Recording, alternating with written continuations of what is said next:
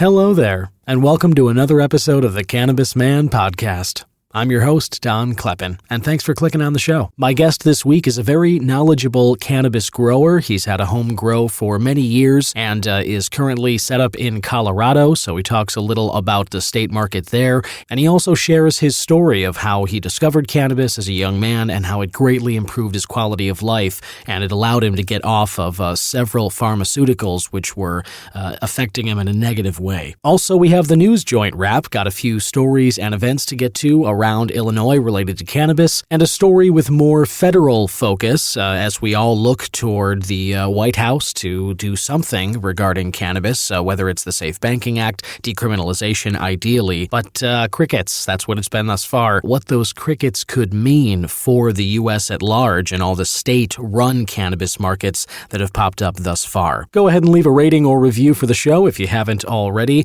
and you can always ask a question or leave a comment just by clicking on the question or comment link in the show description. There's also a support the show link in the description notes. Whatever value you feel the show may be bringing you, and I hope it does, you can offer any support you feel like throwing my way just by clicking that link in the show notes as well. And with that, let's get into this 25th episode of the Cannabis Man Podcast.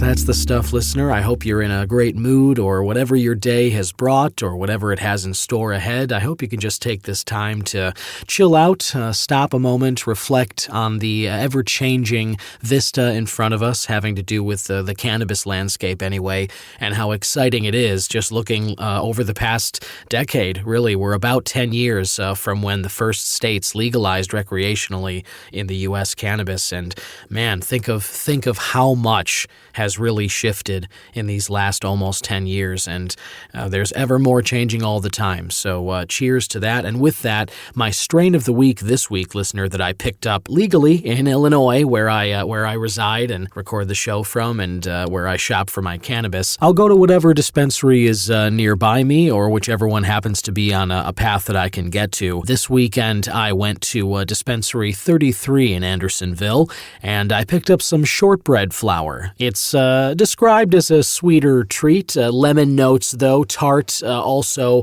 and some doughy sweetness, which is where the shortbread name comes from.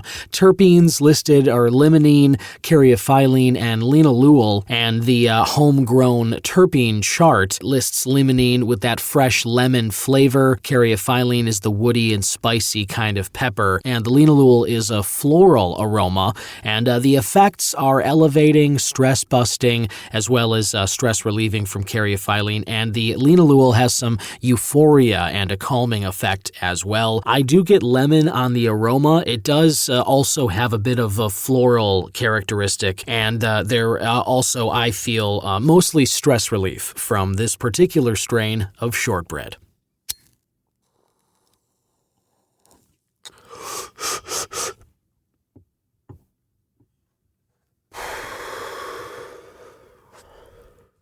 Yeah, that's the stuff.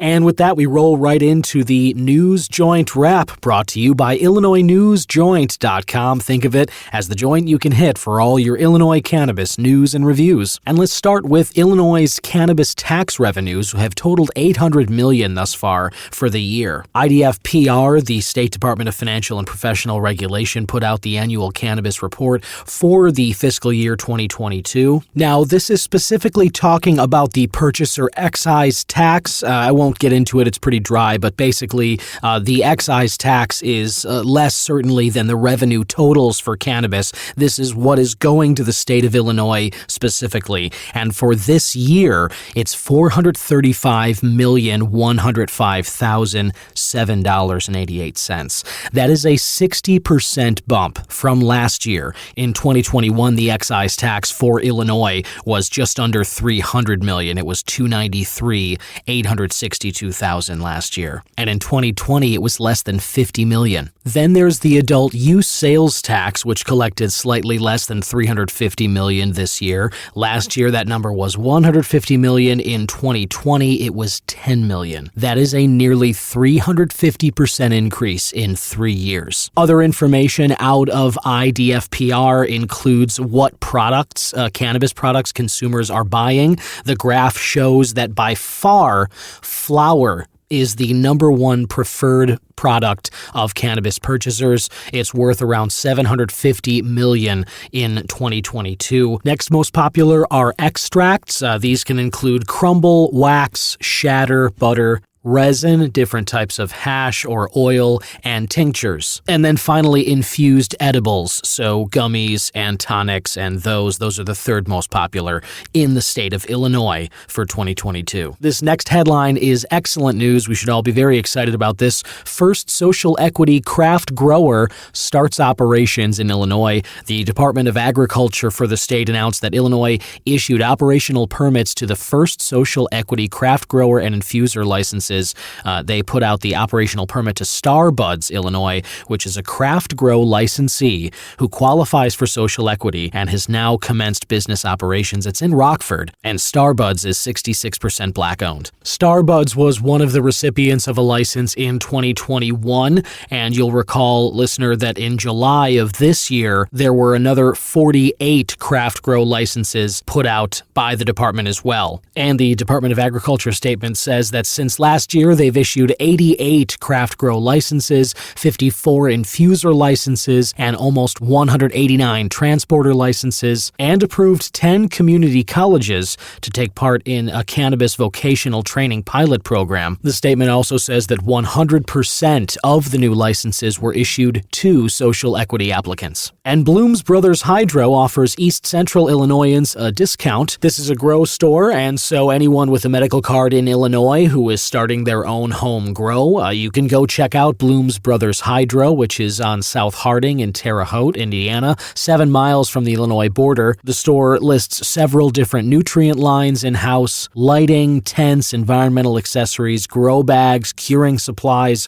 and more. Illinois News Joint has a special promo code for you to use, ILNJ22, and you can get 20% off in-store purchases if you go to Bloom's Brothers Hydro and check out any growing supplies they have if you've got or you're thinking of starting a home grow operation. And as always, you can find out more information about that story and the others I mentioned at IllinoisNewsJoint.com. Listener, my guest today is a unique individual and is certainly unique for the show. He is the first fellow podcaster I've had as a guest on the show, and I'm very excited to talk with him. He's also an incredibly knowledgeable home grower of cannabis, and he shares a lot of that great knowledge on the podcast he works on. It's the host of the Homegrown Cannabis podcast, Derek Kronic Larose. Welcome, Derek. Thanks for jumping on. Man, that was a great introduction, man. Thank you so much. I appreciate it. I'm excited to be here. Thanks, man. Yeah, excited to have you. Really appreciate you taking some time. You really do put on a great show with the. Now, I want to get the title right here, just in case anybody's looking. This is the Grow Weed at Home with Homegrown Cannabis podcast. Is that right? Yeah, if you're trying to look for it simply, it's Homegrown Podcast, like POT. Homegrown podcast. Okay, good. No, I'm glad, because honestly, I mean, you go by Kronic and everything, and I was kind of wondering, like, Kronic Cast, was that ever tossed around as a, was that a possibility? That was never mentioned, but that is a great one. That's like, maybe I'll start my own Kronic Cast. There podcast. You go. You might have started something. Take it. It's all yours, my man. That is totally for you to have. But the podcast you're doing now, let's I usually like to start just by getting to know you a little bit. Tell me how cannabis kind of you got on your radar. How did it come into your life? Oh man, that's a wild story. So I grew up in Florida. However, I am from Pittsburgh, Pennsylvania. So I've lived in very interesting, and when I say interesting areas, hood-ish areas, or not above par for, safety.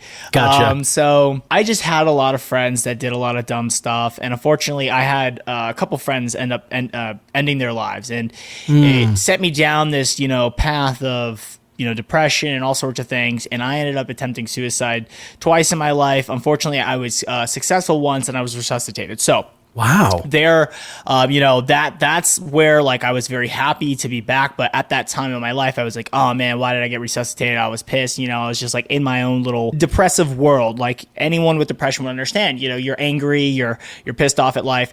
Well, my friend, I had just started smoking weed at 15. I think I was 14, maybe 15. And my friend decided to actually put DMT that he had in something that we were smoking. And when you smoke DMT the way we smoked it, not like a true hit of DMT, it takes an onset effect of about anywhere from 15 to 25 minutes, depending on how you metabolize it. And so I end up going to the bathroom. I have this prolific trip, and I get past my friend's death that was causing all these issues in my life. And it realized I also wanted to be holistic, because I was on pharmaceuticals for most of my life, just being a sick child from birth and various other reasons, medical reasons. And boy, I just ached all the time. I never got sleep. I wasn't living, I'm looking at all my friends at 15, and here I am on steroids at 225 pounds. I'm pissed off in my world, I can't do anything. All my friends are out there, playing sports or doing this. I've got asthma because of various reasons, because of the weight, because I wasn't running, because I couldn't strengthen my lungs. I had lung problems growing up. So it was man, all these things kept trickling. And then I started smoking cannabis, and I realized I felt better. And after that trip, there was just something that clicked. I was like, yo, just go holistic.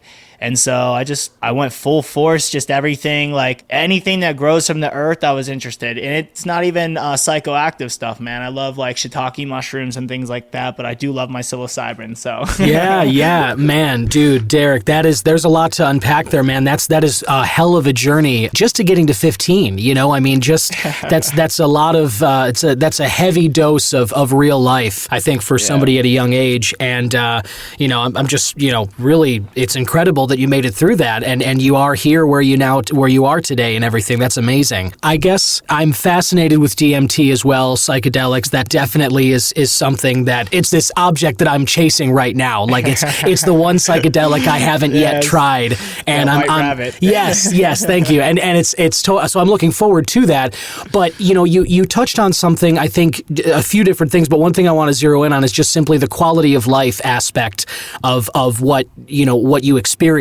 I mean, I think just that painting the picture that you just did, I think we can all relate to somebody who's feeling like everything was such a negative, and everything must have been so hard. Like you said, you're looking at your friends who are 15 and everything's probably easy because they're in good health and they're young and just, enjoying life. And obviously you are experiencing all these restrictions and barriers to some of that positivity, to some of that quality of life. And it seems like cannabis was a major elevation for you, that it got you past those things. At what point? So it was there for you in your teenage years, and it got you through that difficult time. When did you start growing your own? Oh man, actually at a pretty young age. So right as I hit 15. So on top of all of that, aside from when I was born with my 4 front teeth upside down. So I had when I was 2 years old, I almost died just from immunodeficiency problems and not eating food and my body not dealing with it. And a specialist saw a nodule on my jaw. They ripped my teeth out. I was fine, but it butched my immune system. So that's why I was always in the hospital. So fast forward to 15 years old, I stubbed my toe on a trampoline, and I end up finding out that I have what's known as reflex sympathetic dystrophy. And for those listening who know what it is, Awesome. For those who don't know what it is, essentially what I have, which at the time I was 1 in 4 known cases worldwide. Wow. Yeah, it was kind of weird. I had a dude from India fly into my hospital, and it was quite interesting. They almost amputated my foot. We'll get to that. So reflex sympathetic dystrophy is the control your brain has from the signals that send the receptors from pain from the area that is the pain is located to your brain. And it's what controls the amount of blood that pumps to that location. Okay. People who have reflex sympathetic dystrophy, basically every nerve ending possible in that location gets inflamed, and your body pumps an immense amount of blood to that location to the point of it swelling. Oh, man. And to put in perspective, a lot of people, I try to put into a pain scale. I don't know if you've ever had tattoos or if you listeners have had tattoos. I'm able to tattoo myself for 13 hours with no issue. That's just because I have a stupid pain tolerance and I don't mind pain, because when I say RSD was the most excruciating pain I've ever felt, they gave me a solution to rub on my foot because physical therapy is the only cure, meaning moving it around. And they gave me a lotion that was 13 different painkillers and all sorts of things in it. It didn't even touch the pain, but I started smoking weed and my pain would go away and I was able to work through that. Wow. And that would come and go through from 15 to 17. That came and went about 3 different times, and I wasn't able to walk 2 of the times. So, man, cannabis is just honestly, between World of Warcraft, if you really want to know, I played a lot of World of Warcraft. And I smoked a lot of weed in my teenage years, and to do so, I had to start growing. So I sold a lot at 15. I started growing at 15. Not in my own house. I would find farms and I'd find random places in the woods. Wow, like a guerrilla grower. Yeah, that Florida style guerrilla grows. Yeah, that's really, really interesting. And so what did you start sort of learning? I mean, what's some an early lesson I want to say that you sort of picked up from when you were just in that phase of just trying to get something to grow as you're kind of starting your operation there? Man, there's so much. So I feel like I always tell people I feel like I'm a 60-year-old soul, because I've talked to over I don't know, probably 2,000 people just from tattooing. I had a private studio for over 3 years. Just doing that, and then having the life I had, and then when I started growing at 15, my mentality, your normal 15-year-olds are let's smoke weed, let's get fucked up, let's do this, let's go party and stuff. Don't get me wrong, I love my partying and I went and partied with my friends, and I definitely did a lot of wild rave stuff, but when I grew the plant, it definitely taught me so much patience in life. At that point in life, I mean, I was a very angry kid. I had been jumped multiple times. I've had these issues that are just keeping me in my bed. Right as I started smoking weed, I was able to get back into martial arts, which I had been stopped for a year because of my RSD. So I got back into Brazilian Jiu-Jitsu and Muay Thai.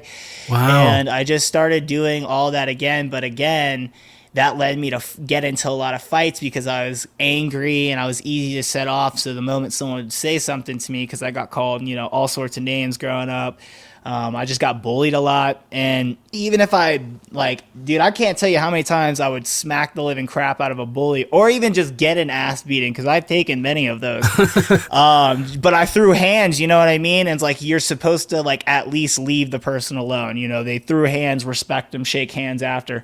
I'd still get bullied and stuff. So it was I was just very angry. I think the biggest lesson cannabis growing taught me was just to calm down, because I've kicked some plants. I can't even lie, dude. I didn't know what was going wrong with some plants, and I've totally kicked some. And I just I realized, I need to just chill. There's a lot of times in life can be so much more brutal, and just growing the plant, I just sit with them now. And even then at 15, man, I would just sit there and I would just even if I didn't have any bud to smoke, I'd sit there and look at my plants. I'd just enjoy nature just for what it was. Even if I was in swamp ass weather in Florida, you just enjoy it. It teaches you principles that you just aren't picking up. And then I just started realizing not to say, if some of my friends ever hear this, because I'm gonna share this all across my feed. Right on. If you guys are listening, the reason I distance myself from my friends is just because I realized like I wasn't in the same mindset anymore. I had all these real life things that was really taking off. I really only got along with like 30 or 40-year-olds or people who have lived life. So we just taught me patience and to calm down in life. Yeah, and I get that, and I think that that's very relatable to people. I think sounds like you kind of got to this sort of maturing phase a little bit earlier than a lot of people do. I think most people, once you get out of high school or whatever, you kind of find that same thing. A lot of people drop out of touch with people that they had relationships with because you just find circumstances in life change, and then you're no longer forced to spend a lot of time together. You end up having sort of different goals, or you have different just circumstances, things going on. And that puts you in a different place mentally. And so sometimes it's just for the best. It's just natural that the relationship kind of either changes or drops off entirely. And I think that's just natural. It's kind of a part of life. One of the things you mentioned during that was kind of how you would get in fights and you've been jumped, many times. And I remember during the interview when I was on your show, Derek, the Homegrown Cannabis podcast, you were mentioning that you've been able to heal a lot of damage that you suffered during those fights and some of those experiences that you had. Talk a little about I know you had more than one concussion. I know you've had several of those. So talk a little about kind of how bad it was and how you've been able to kind of work your way back from that with the help of cannabis and stuff. Absolutely. You guys might have heard the intro. I said interview instead of introduction. That's a stutter. That's a tick that I have. So it comes and goes, man. It used to be much worse to where like T words or S words I couldn't even get out. They would just that kind of thing. Mm-hmm. I never went to speech therapy, but I did speech therapy myself by forcing myself to do YouTube or Twitch stream or do various things over the years. Like me and my buddies and I, that's another thing. I try to be an English stickler with my own brain because like you have to be if you have speech impediment problems or if you get brain concussion problems. So concussion wise, I've had 12 to 13. I've had 6 of confirmed major concussions. My God. That's so many.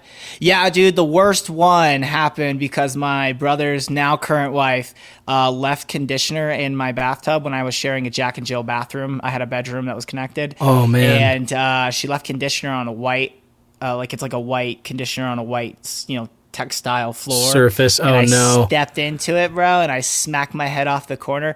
To note how hard I hit, I put my knee through the side of the tub. Oh, my God. Oh, my God. That sounds so painful, dude. Yeah, so one of my worst concussions was that. But, I mean, I've been, had my head kicked into a brick wall. I've been jumped. I've had my head slammed into pavement. I've had some dumb concussions, too, where it's like I was doing parkour with friends one time in Florida after watching like early YouTube parkour videos like you do when you're 12. Sure. And I went to jump across something, cleared it, didn't see there was a pole head height, smacked my head on landing, got a concussion. Oh, man. So fast forward to like healing wise or what the overall damage was the worst one was the last one, which was the tub.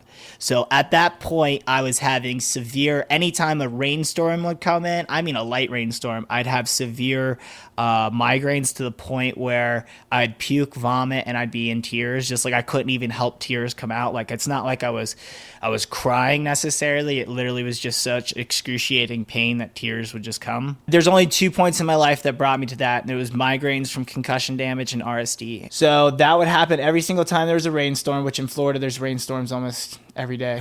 And then so I would get light sensitivity at random times, which would affect my driving. So I couldn't drive, and I just chose not to. And not that my parents never really asked. I never told them. I never told anyone of these issues. These are things I started talking about because, more people need to understand that concussion damage can be healed with certain things if you take time to heal it. But I was getting to the point where my eyes wouldn't dilate. Whoa. And my eyes would go full dilation and I would take in like all the light and I'd just start profusely crying, and then I couldn't see anything. And that happened twice while I was driving on the highway. Had to pull over, super scary. So I was like 17, 18, right around where I started saying, okay, pharmaceuticals aren't doing anything. This was my last bout with suicide. This was the third suicide attempt in my life. Unfortunately, I know everyone's listening like, okay, he didn't do it again. No, I was dumb. But since then, I've been good. So well, that's good. I was on pharmaceuticals. Yes, I was on pharmaceuticals. I was on Lunesta and a few other pills, antidepressant, an anticoagulant for blood thinning or whatever that is, anti-anxiety, and then an anti-inflammatory. There was a couple of them. They have you on a whole regimen when you take those sleeping pills. And Lunesta ended up making me go into this weird, I don't even know what to call it. It was like a trance-like state. I had gotten brain shocks for 3 days that prevented me to sleep. So I literally was getting shocked to my brain on top of having like profusely terrible migraines that these things were supposed to help. Mind you, I can't relay things normally to people at that time because I'm either stuttering too bad, I can't find the words, I want to say a word, but my brain would choose other words to say. Yeah. These are all real issues I was struggling with. Even in my relationship that I am in currently, like there's been many a times that we've gotten into fights because I'll say words or say things and I can't stop my mouth from moving, and I'm trying to say other things and then I start stuttering. And it's quite a weird shit. But Lunesta basically made that all exacerbated, and I went into a trance. I took about, I don't know, like 10 to 12 of them, and I almost ended up killing myself. But luckily I had called a friend who came to my apartment. He had helped me. He realized like, yo dude, this isn't good.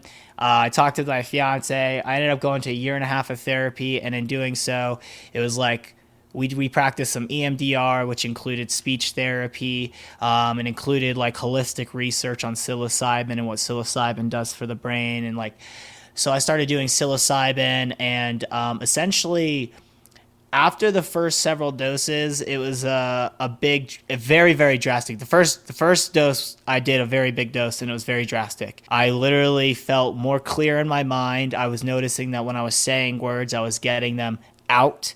And then CBD exponentially helped. I started adding CBD, like 1-to-1 ratio cannabis. And this is around, I would say, 22 years old. So those listening, this is not, a year or 6 months of work. This is like, I from the time I was 18 to I'm 27, I have been working hard at making my brain better. When I was 25 years old, 24 years old when I was tattooing in Wyoming, I had a client I tattooed for multiple times. She came back into my shop and I literally shook her hand and said, "Nice to meet you." That's how bad my brain was. Wow. So it got to the point where I was just sick of all that, man. I got off all the, when I had that Lunesta bout, I cold turkeyed everything. I moved to Wyoming. I did that therapy. I smoked only cannabis. I started doing mushroom dosage whenever I could, because obviously it's illegal in a lot of places. And then I just eventually came to Colorado because family drama, and we started growing here, and now it's been a life-changing experience for the last 2 years because I have had cannabis every day. It's been, I never thought I'd have a podcast where I couldn't stutter. I'd be asked questions by people like yourself. Dude, that's such an incredible story and journey that you've been on.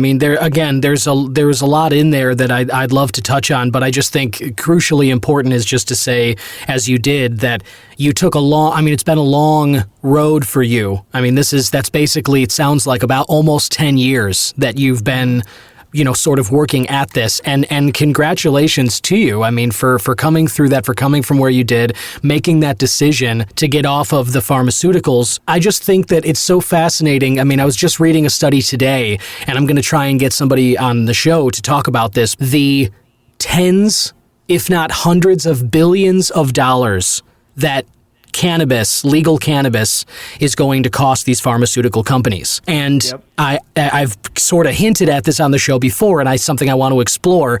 But one of the questions that I kind of asked in the trailer for the show is basically who benefits from keeping Mary Jane in the dark? And the answer, in my mind, has always been pharmaceutical companies. It's obvious to me that if they can prescribe somebody like yourself 15 to 20 pills to address 20 different symptoms, all of which can be addressed by cannabis, it just economically, you understand how their business model is going to suffer from this. And they're a big part of why we still struggle with the kind of reefer madness stigma that we do around cannabis, that people are still trying to break through, and that people like yourself are really doing a great job of helping shake from, I think, the sort of connotations around society of this. Just to kind of get back to like the growing and what your life is like now. I mean, you know, you do host a great podcast and you're sharing your knowledge. I mean, it's you're actually kind of giving people some expertise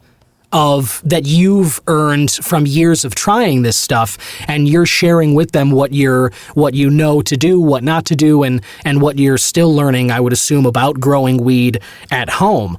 What do you like? You know, you're in Colorado, as you said. What do you like about Colorado's cannabis market, and what do you like about growing at home? Man, insane segue. And first off, thank you for the compliment on the show. Yeah. I do believe Big Pharma is keeping it. I have an episode of the history of cannabis, and I get at the end of that show, I get right into how I think Big Pharma has jacked it up. Several families and people that are responsible. I ain't gonna. We'll branch that rant. We'll branch that rant for somewhere else. For sure. But yeah, what's my favorite thing about growing? I'm sorry, what was the question again? No worries. Just what do you like? Because I know you're in, you know, I'm in Illinois and you're in Colorado, and I'm just kind of curious. Colorado cannabis market. Yeah, what do you like about the state? You know, if there's things going, you know, that they could do better, that are really good there. What do you like about it? Oh, you caught me off guard with that question because I asked these questions to my guests. I think that might be where the seed was planted. You know what I mean? I was honestly, like, oh yeah, that was a good one. So Colorado has a great aspect in the sense of they've been doing cannabis for so long that the prices are pretty good. They're really, really, really great. I pay medical wise at my dispensary, which is Good Meds Dispensary in Denver. I pay $12 a gram to $15 a gram for 1 gram of concentrate. So that's fair, like insane out the door. Yeah. It's $64 ounces of cannabis. That's, 14, wow. 19%. So really amazing for the medical patients. They do great with, if you need more plants, they allot you more, and you can have up to 99 if you're like, if you meet the requirements. I mean, that's an exponential medical card price, but if you need 99, you can pay for it. Wow. I think they have great caregiver rights here. The only thing is, man, Polis keeps coming for home grower rights and the medical rights. So this year, it made no sense. They're pissed off about the black market, and it's funny you say Big Pharma. They're pissed off about the black market, right? They're gonna all these politicians are gonna run on the fact that cannabis shouldn't be legalized or cannabis needs more laws because our kids are buying it from the black market and our kids are doing these dabs that are 99.9 thousand % THC right. They're all lying. And the crazy thing is it's all being bought from recreational. Like, it's nothing is medical, right? It's not being bought from the med dispensaries. You want to know why I know that? Because you have a limit at the medical dispensaries. That limit wasn't that high to begin with. If you pay for an exponential limit, you have to go to a doctor. Generally, you are being seen for a specific, if you're getting a high plant limit, I'll tell you what, my medical interview, evaluation, whatever you want to call it, was an hour and a half. You know what I'm saying? You're not going to go there if you're just some dummy trying to sell on the streets. And I'm not saying these are some dummies selling on the streets, but the big players aren't buying from dispensaries. Big players buy from cartels or have their own grow ops or do their own things. And that's where it's like when Polis decided to, I was supposed to have a renewal this year that I only paid $63 for. Right? When you say Polis, is that like a Colorado state group or something like that? That's a governor. Governor. Got it. Okay, sorry, I wasn't familiar. Governor. Gotcha. Yeah, I might get you hit with some all sorts of weird warnings now. You might get taken down like I get taken down. Hey, canceling is good for the brand from what I hear, so I'll take it.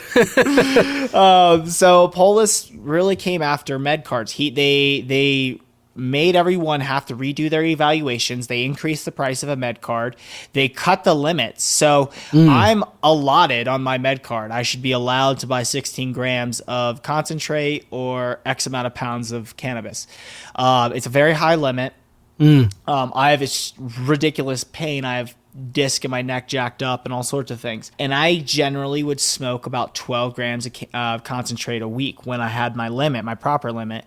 He went and cut that to where dispensary, you can get that limit, but dispensaries have to give you an extra form every time you go in with everything properly labeled. Like, there's so many stipulations that if they don't do this form proper, they can literally lose their entire license. So dispensaries literally told me flat out, and told every other person with med cards, they will only sell us the legal limit that they're allotted without going past the extra. So they it's pretty much, you get half your limit unless you want to fill out that paper. Yeah, that's pretty sinister. Just from the way you described it, it sounds like one of those kind of intended consequences, or a way that somebody was ultimately trying to limit the amount that you could get, but didn't want to put that in the law because it might be unpopular. So they do it by this workaround where they make the dispensaries kind of scared of being held accountable for some mistake, which would be easy to make because of the forms, and then thereby they're essentially limiting you just because they're afraid of crossing that limit. Yeah. Absolutely. And another big part of it was when those black market THC vapes were big in the, the teenage community, and they're buying them shits off Instagram. That's how a lot of these laws came into action. They used those statistics, those vape cartridges to, not that I'm a proponent of tobacco. I am very much an opponent of tobacco. Tobacco. For sure. But I also have to say, that's another market that got hit because of those vape cartridge statistics and things that came about. And right. Let's go right back to the very start of where this all started. And if you want to look at the first research thing that caused cannabis to become illegal, and still, if you look at how they did it back then, it's literally just the groundwork that they do it now. It was a monkey that they pumped in an airtight suit with no oxygen.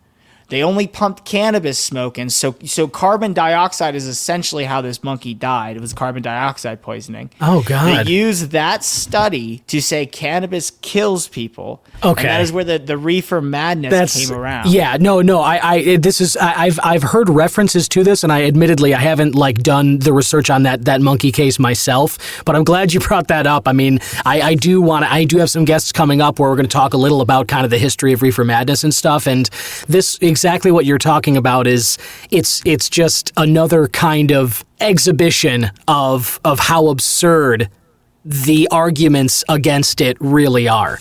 It really is. And, I totally don't want to keep talking and just blabbing so much. But one thing that I loved when I did the research for cannabis history, which you should totally look it up as far as the Sanskrit and Shiva and all that. Yeah. But cannabis is the first plant mentioned in a list of over 10,000 medical plants that ancient Chinese medicine has used for over 10,000 years. Wow. It's the first plant. That should say everything right I there. do. I totally buy that. And I always, the more we kind of find out about the endocannabinoid system that's in humans, our brains, our evolution and all that, it's so fascinating to me. And I look forward to, now that some legit research is being done more, and we're going to find out more proper information about cannabis and all this stuff. It's one of the most exciting things about this time that we're in right now.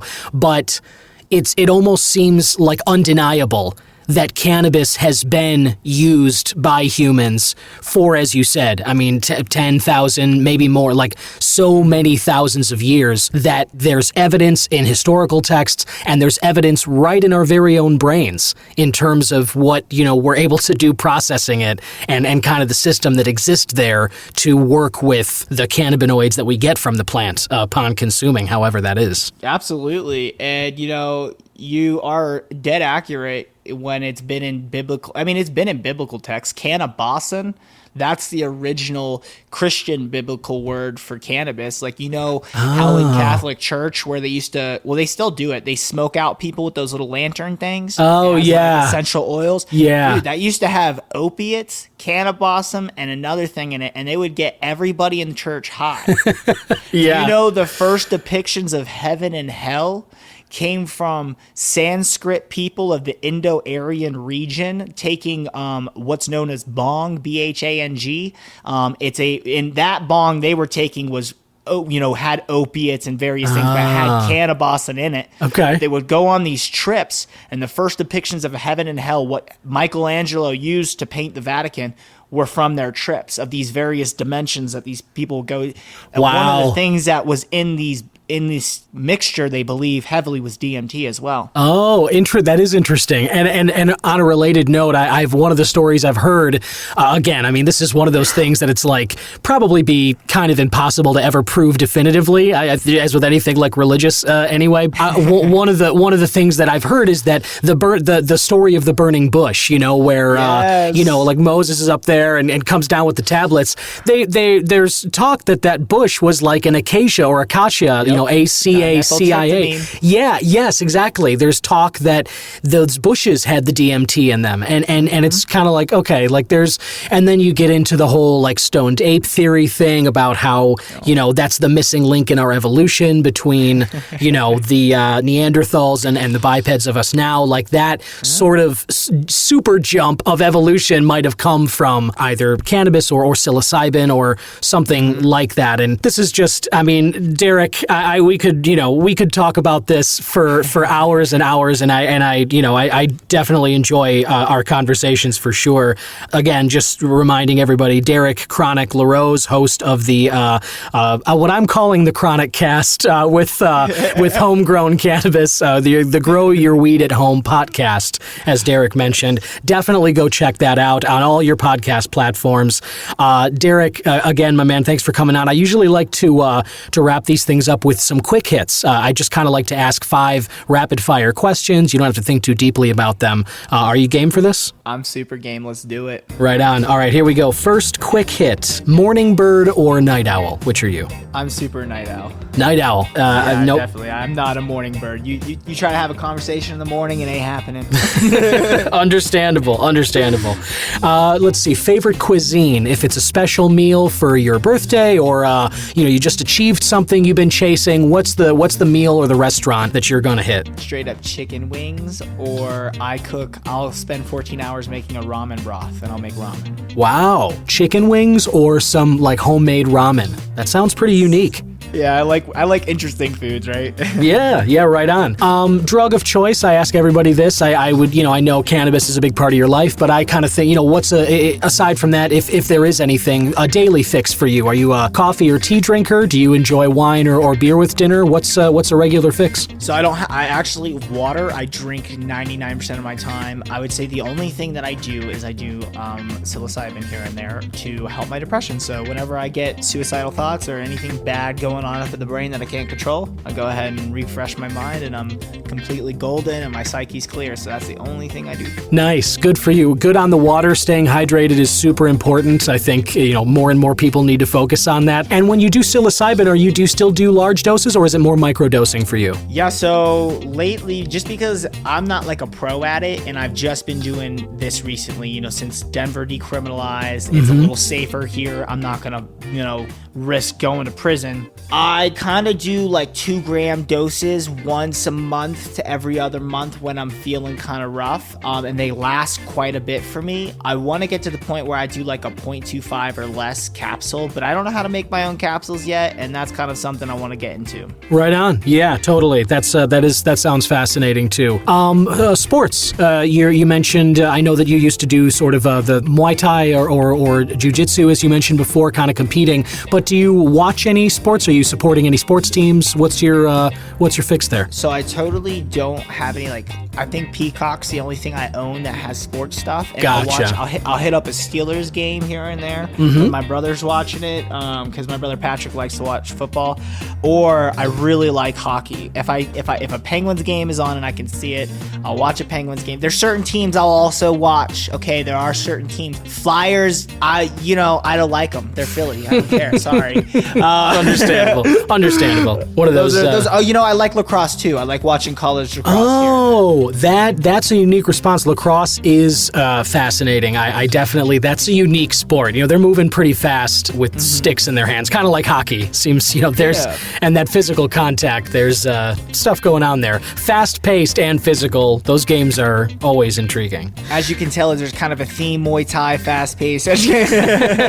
Yeah, exactly. Sticks in the hands. And then final question here. What do you watch in terms of movie or TVs? If you have a favorite movie, something that you're always happy to leave on if you come across it, or that you'll put on anytime you want to be cheered up, what do you like to watch? So because of how sick I was, I probably watched over 5,000 hours of movies. I love movies. I love television. I don't watch as much anymore. My favorite movies of all time, I would say my 3 series that I love of all, Lord of the Rings, Harry Potter, and Tim Burton. Anything Tim Burton. Nice. Tim Burton's my childhood. I love it. It's funny. I like that you kind of put Tim Burton in there like a series, like Harry Potter or Lord of the Rings, because it's almost like the worlds of his movies are all one. Like Edward Scissorhands and Jack Skellington could basically walk down the street together in the same place, and it wouldn't look weird, Nope. You would expect it. You'd be like, yeah, that makes sense. Yes. That totally makes sense. Yeah, I almost wish that like Jack had popped up in Batman Returns,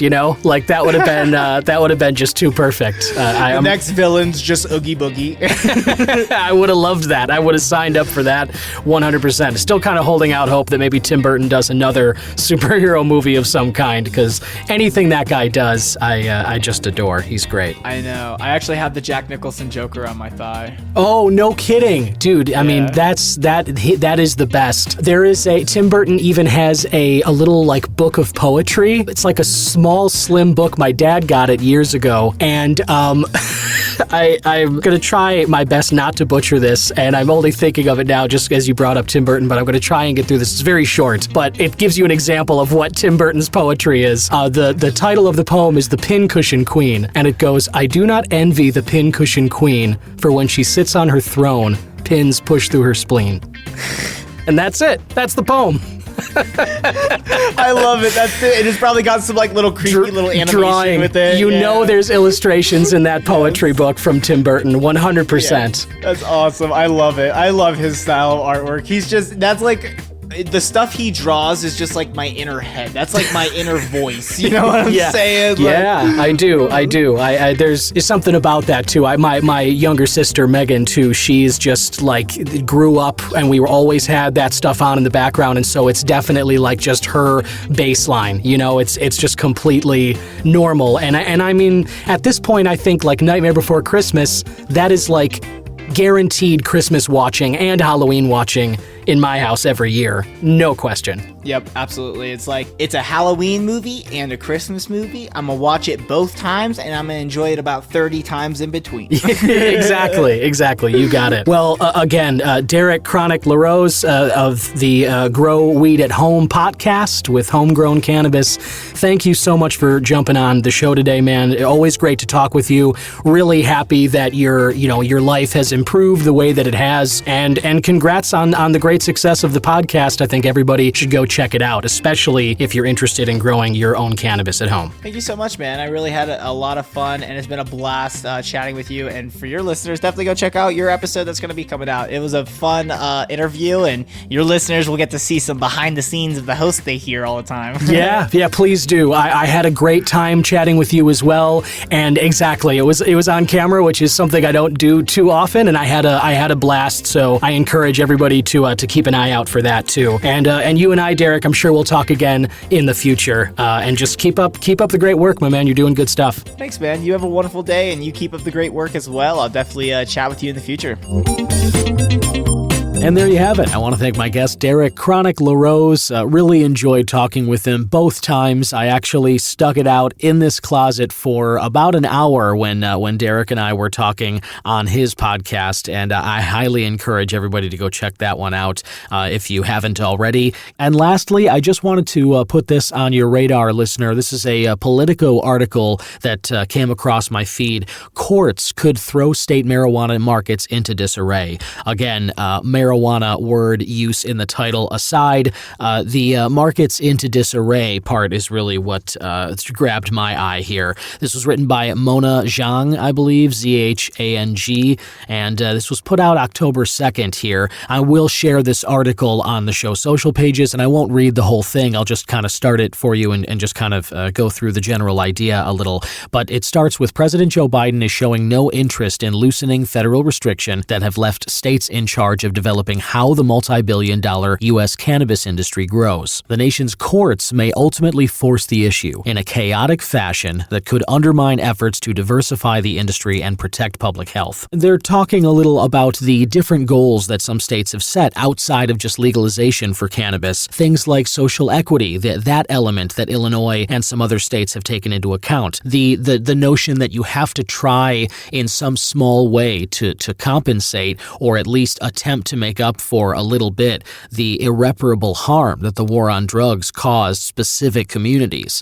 And it does go hand in hand with the expungement of those crimes again, but, admittedly, I do see that those are two separate issues in terms of what laws have to be enacted and how you go about enforcing those or just rolling those out. So I get that it's a different kind of thing than just starting businesses or legalizing products, but that does go hand in hand with this, legalization of cannabis. The expungement of the crimes, which are now no longer crimes, that's a part of it as well. Anyway, the Politico article goes on to outline a clause of the Constitution giving Congress the power to regulate interstate commerce and goes on to explain how this might all end up in the hands of the courts, and Congress really is the only means of doing anything about that. So it's a really great and thorough article. I do encourage everybody to read it when you do have some time, and like I said, I'll share it on the show social pages at C-Man Podcast on Twitter and Instagram, and the Cannabis Man Podcast on Facebook. And that's all I've got for you this week, listener. Thank you so much again for listening. I'll be back again next week with another episode of the Cannabis Man Podcast. Bye-bye.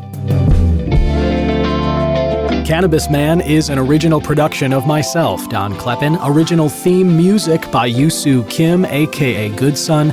Other music by Pat Perez, and logo designed by Vorbroker Media. If you like the show, please rate, review, subscribe, and share whenever you can.